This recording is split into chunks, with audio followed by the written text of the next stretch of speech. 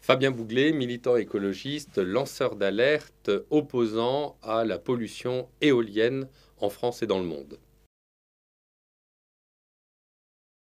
L'année dernière, en 2019, suite à la commission d'enquête parlementaire sur la transition écologique et sur les énergies renouvelables, lancée par le député Julien Aubert l'année dernière, j'ai publié un livre qui s'appelle Éolienne, la face noire de la transition écologique, pour souligner en 10 chapitres pour quelles raisons l'éolien, l'électricité d'origine éolienne était une imposture, à la fois une imposture écologique et également une imposture financière.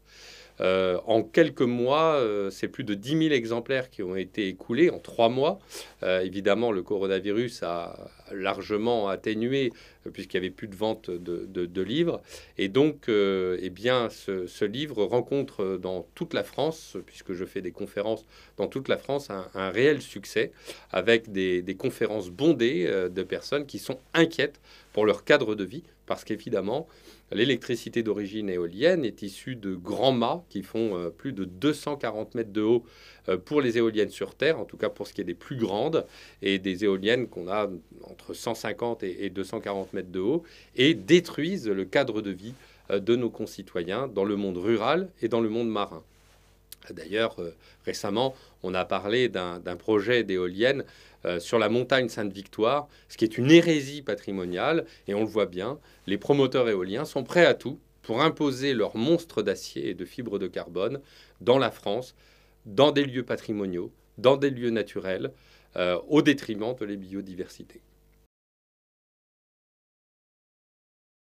L'installation d'éoliennes par des promoteurs éoliens, qui sont d'ailleurs la plupart du temps étrangers, répond au souhait de gagner énormément d'argent. L'éolien, c'est avant tout une histoire de gros sous.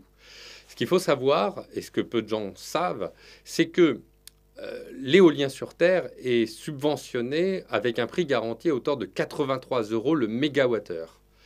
83 euros le mégawattheure, c'est un prix garanti, c'est-à-dire quelle que soit l'électricité produite par l'éolienne, le promoteur éolien touchera 83 euros le mégawattheure.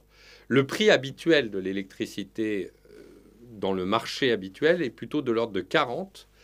Et dans le cadre du coronavirus, le prix spot, qui est le prix habituel, est tombé à 20 euros le mégawattheure. C'est-à-dire que l'électricité d'origine éolienne terrestre est aujourd'hui financée 4 fois le prix habituel.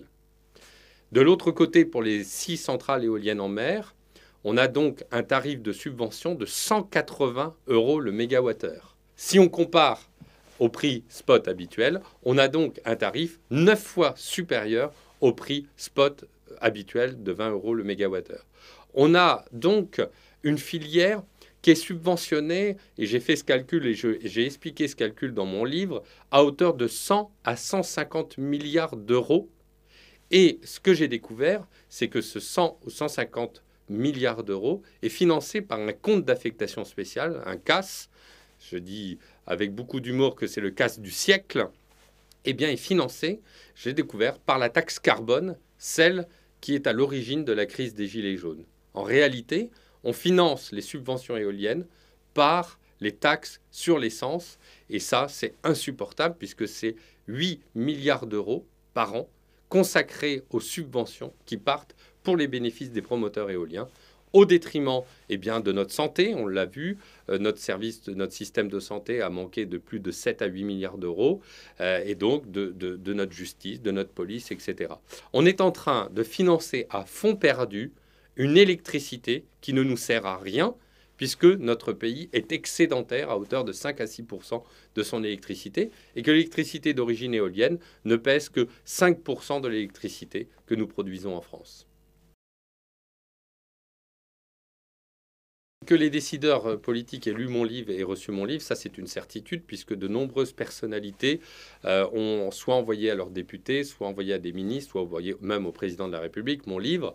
Et on avait senti d'ailleurs, juste avant le coronavirus, une inflexion du président de la République qui avait dit le consensus sur l'éolien est en train de s'atténuer, s'affaiblit considérablement, et après une intervention du ministre de l'écologie qui allait dans le même sens.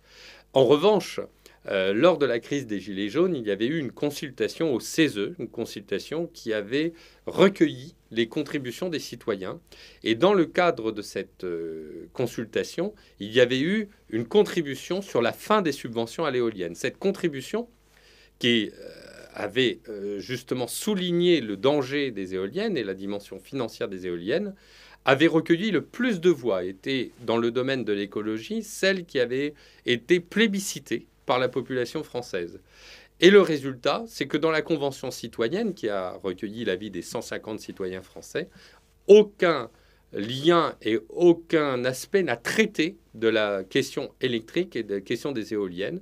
J'ai moi-même proposé aux responsables de la Convention citoyenne de remettre un livre à chaque citoyen membre de cette convention. J'ai proposé une intervention, ce qui m'a été refusé, et ce qui montre bien que le gouvernement est hors sujet aujourd'hui et essaye en fait d'influer dans les décisions et dans les préconisations réalisées par cette convention citoyenne. C'est donc une convention qui sert simplement le pouvoir, qui est hors sujet et qui ne traite pas réellement des problèmes auxquels les citoyens sont confrontés et auxquels les citoyens veulent qu'on réponde. Aujourd'hui, la question de l'éolien est une question importante dans les territoires. Partout en France où je fais des conférences dans le nord de la France, qui est un pays aujourd'hui, qui est une région désespérée par l'installation des éoliennes, dans l'ouest, dans le sud, j'étais à Aurillac, partout en France, les conférences sont bondées, ce qui prouve qu'il y a un véritable intérêt.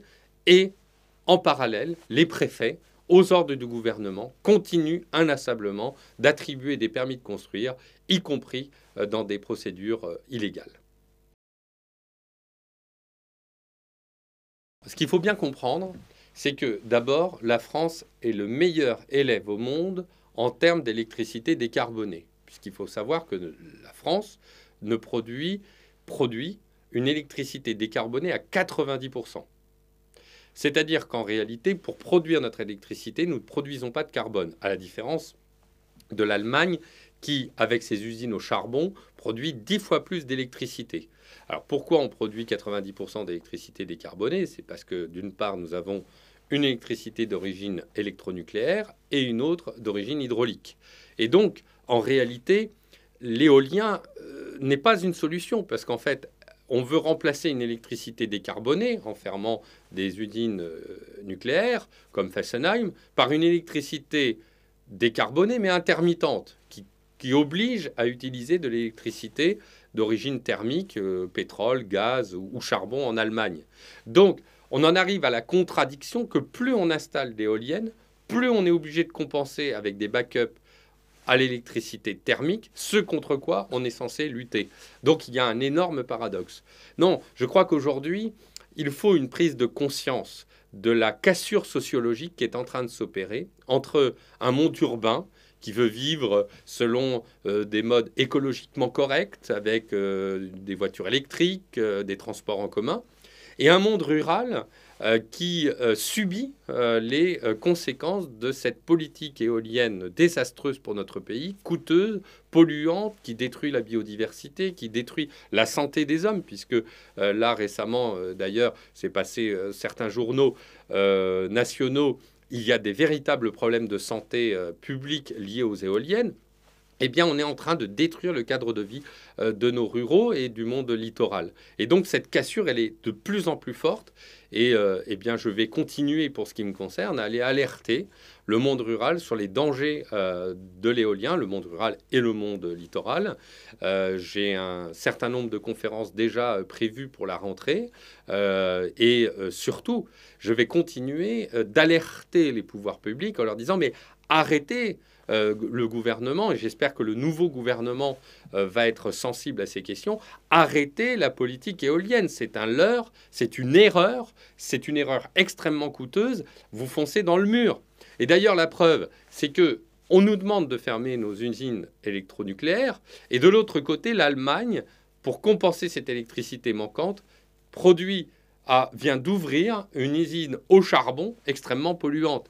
Vous voyez, c'est tout le paradoxe. C'est-à-dire qu'en fait, l'Allemagne veut nous imposer l'énergie wind qui est à l'origine de la doctrine de l'implantation d'éoliennes en France, alors qu'elle est le très mauvais élève en termes d'émissions de gaz à effet de serre dans le monde, avec des usines au charbon extrêmement polluantes. Donc il faut continuer le combat. Il faut continuer le combat également dans le sens d'une vraie prise en compte par la droite conservatrice, ou du moins les courants conservateurs, de la nécessité de s'allier avec le monde populaire, le monde de la ruralité, le monde des régions, pour justement s'allier et faire en sorte que ces deux mondes reprennent en main notre pays, la France, qui est mal en point d'un point de vue écologique, moins en point du point de vue de la préservation de son patrimoine naturel et de son patrimoine paysager, et mal en point politiquement. Et tout ça est un tout, et on le voit, l'écologie est au cœur de cette problématique, est au cœur de ces enjeux. On l'a vu avec les élections municipales. Eh bien, reprenons en main, par cette alliance entre conservateurs et monde populaire, reprenons en main notre destin national dans ces temps difficiles qui s'annoncent après la crise du coronavirus.